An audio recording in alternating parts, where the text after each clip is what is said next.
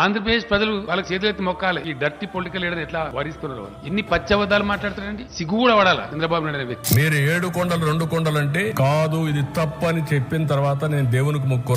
7 కొండలు అంటాం. 7 కొండలు ఎందుకు, నీకు 2 కొండలు చాలు. రాజశేఖర రెడ్డి గారు కూడా 7 కొండల్లో ఎందుకు అన్ని కొండలు 3 కొండలు చాలు. 7 కొండలు వాడా అని చెప్పేసి మాట్లాడే సందర్భం నుంచి 7 కొండలు ఎందుకు 2 కొండలు అన్నందుకు ఏం జరిగిందో వాళ్ళ ఫ్యామిలీలో మనందరం కూడా గుర్తుంది, అందరికీ గుర్తుంది, వాళ్ళకి కూడా గుర్తుంది. Jio number 746, Jio number 747. అసలు ఆ జియోలు ఇచ్చింది ఎవరు? రాజశేఖర రెడ్డి గారు ఇచ్చిన. ఆ జియోలు ఏంటి? టీటీడీని 7 కొండలుగా గుర్తించింది రాజశేఖర రెడ్డి గారు నాన్న. టీటీడీ పరిధిని 350 కిలోమీటర్లు పెంచింది నాయన. అన్య మత ప్రార్థనలు జరగకుండా కట్టడి చేస్తూ జియోలు ఇచ్చింది కూడా నాయనే, వైఎస్ఆర్. చంద్రబాబు నాయుడు గారు అప్పట్లో బీజేపీతో లేడు, ముస్లిం ఓట్స్ తో పని పడింది, క్రిస్టియన్ ఓట్స్ తో పని పడింది. అప్పుడు ఇదే చంద్రబాబు నాయుడు గారు ఏమన్నా 2009లో 746 జియో 747 జియో వైఎస్ఆర్ గారు ఇచ్చినారు, మేము వచ్చినా క్యాన్సిల్ చేస్తామన్నారు. ఇది హిస్టరీ. ఆ వీడియో రికార్డ్ ప్లే చేయి మా చంద్రబాబు నాయుడు అన్న మాట. 746-47 జీవోలు 2 వచ్చాయి. నేను ఉన్నప్పుడు ఎప్పుడు కూడా జీవోలు అవసరం రాలేదు. ఈ ప్రభుత్వం వచ్చిన తర్వాత ఈ 2 జీవోలు కూడా వచ్చాయి. తెలుగుదేశం పార్టీ దీనికి వ్యతిరేకంగా ఉంటాం. రేపు అధికారంకి వస్తానే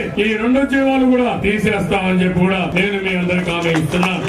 మళ్ళీ చంద్రబాబు నాయుడు ఇప్పుడు ఏమంటున్నాడు? మీరు 7 కొండలు 2 కొండలు అంటే కాదు, ఇది తప్పు అని చెప్పిన తర్వాత నేను దేవునికి మొక్కు. ఈ కూడా కంపేర్ చేసినామని అంటే చంద్రబాబు నాయుడు గారి క్యారెక్టర్ ఏంది, నైజం ఏంది అనేది అర్థం.